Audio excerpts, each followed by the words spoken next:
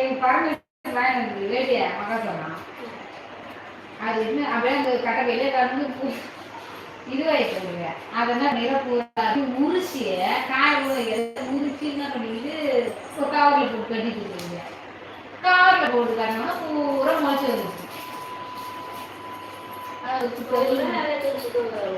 அதில் ஒரு தள்ளி ஒன்றுனா போட்டான் கற்றுக்கிற மாதிரி இல்லை. சரி எத்தனை போட முளைக்குமா அப்படின்னு ஏதாவது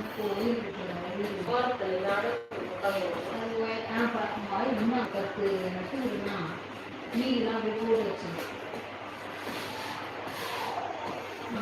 அந்த பாவப்படாது போட எவ்வளோ காய வச்சு அது மாதிரி எல்லாம் போயிட்டு